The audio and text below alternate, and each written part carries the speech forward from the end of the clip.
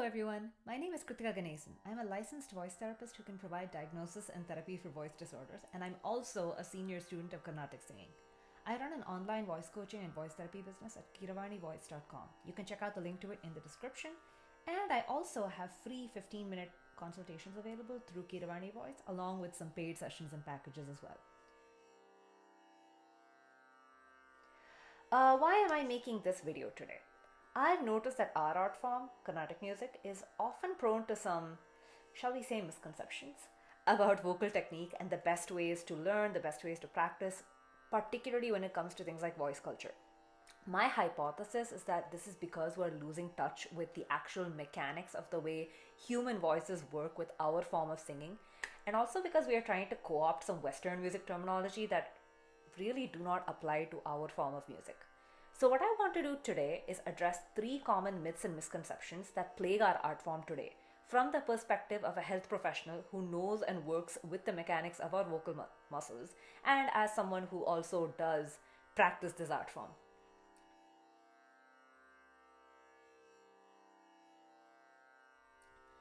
Okay, this one is a little weird because it has some elements of truth. Your diaphragm is actually important, but you don't actually sing from your diaphragm. You sing from your throat, and more specifically from your vocal cords or vocal folds. You'll hear me say both. What you do with your diaphragm is that you breathe. You inhale and then you exhale. And when you inhale, your diaphragm and your rib cage make your upper body a sort of a balloon. So the balloon gets bigger when you inhale. When you exhale, this balloon is leaking air from, your mouth. So the diaphragm and the ribcage muscles make your upper body smaller, like a shrinking balloon.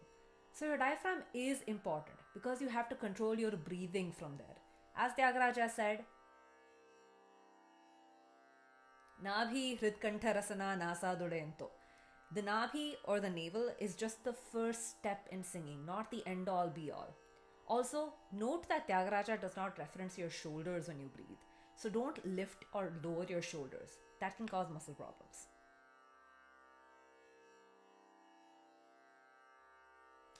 Absolutely not the case. The signs of voice cracking during puberty, as you may know, is in the testosterone that is now flooding a boy's body.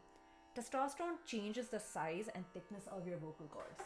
So if I were to bring out my handy dandy diagram here, if these little white things in the middle are their vocal cords, and this is how they vibrate as you send air through them, what testosterone does is that it makes these vocal cords thicker and longer. All you need to do is optimize the way your breath, which powers your voice, interacts with these changing vocal cords. You can practice steady notes in low and middle pitches with your new thick and heavy voice by injecting more air pressure through your breath. So, with more breath pressure, and keep more of those lighter, thinner notes as you go into higher pitches, so that you do not strain your voice. If you need to change your bass pitch back and forth as your system changes, it's okay to do that as well. On a related note, this also can apply partially if you are a woman who is menopausal and is receiving hormone replacement therapy.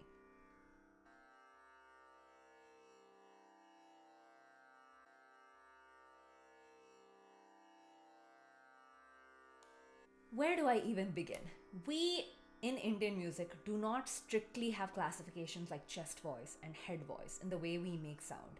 These terms are often used in Western music as a way singers feel what we call sympathetic vibrations, which is not where the sound actually comes from.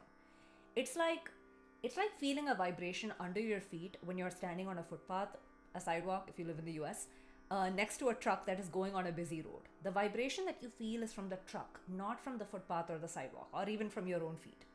Chest voice specifically appears to be using more breath pressure from the diaphragm to create more pressure under your vocal cords, which in turn makes it easier for them to vibrate with more complete contact. So there's no gapping between them and they're closing much more tightly each time.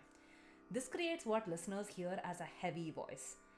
Now, if we really want to be feeling sympathetic vibrations anywhere, the place that really gives us the most benefit and keeps our voice actually healthy is much higher in the face, often around the nose or in what we like to call the mask region.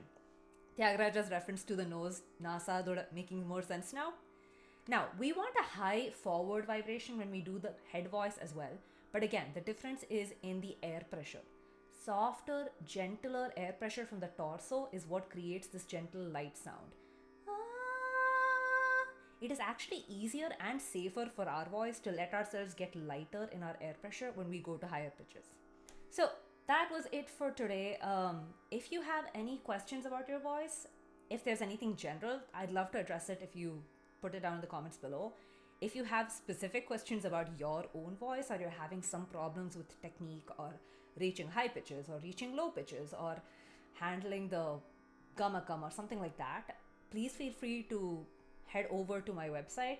I offer consultations, like I said, at kiravanivoice.com. The link is in the description below. And I hope to come back and nerd out a little bit more about the science of singing, because we really do need a scientific approach. So that was it from me today. Thank you, everyone, and I hope to see you all again soon.